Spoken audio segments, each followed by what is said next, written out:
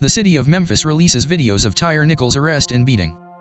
Memphis authorities released footage from the killing of Tyre Nichols at the hands of police, as cities across the country prepare for the public's response to the brutal incident.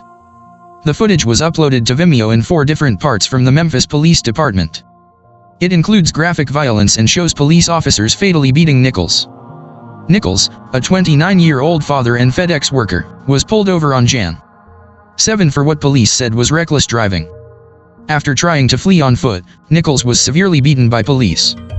He died in a hospital 3 days later. 5 officers have since been fired, and are facing charges of second-degree murder, assault, and kidnapping. State and federal authorities are also investigating the officers. Following the release of this footage, more members of law enforcement could be facing punishment.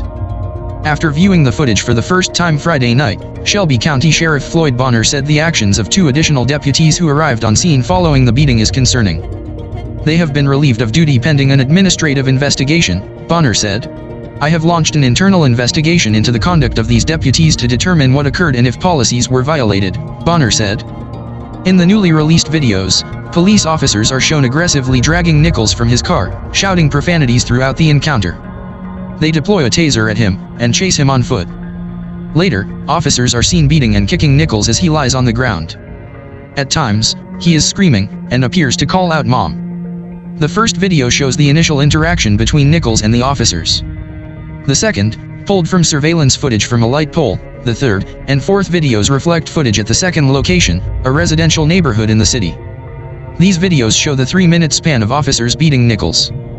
Later on, several additional officers arrive on scene at this second location shortly after Nichols' beating.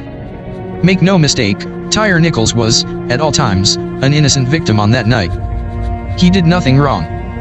He was caught up in a sting, said Antonio Romanucci, a lawyer representing his family, speaking at a Friday press conference. President Joe Biden issued a statement as the footage was released on Friday, calling it horrific. Earlier in the day he had spoken with the Nichols family to share his condolences. Like so many, I was outraged and deeply pained to see the horrific video of the beating that resulted in Tyre Nichols' death, Biden said in the statement. It is yet another painful reminder of the profound fear and trauma, the pain, and the exhaustion that Black and brown Americans experience every single day. Cities across the U.S. are on edge and bracing for a familiar series of events, protests, outrage, and calls for national police reform.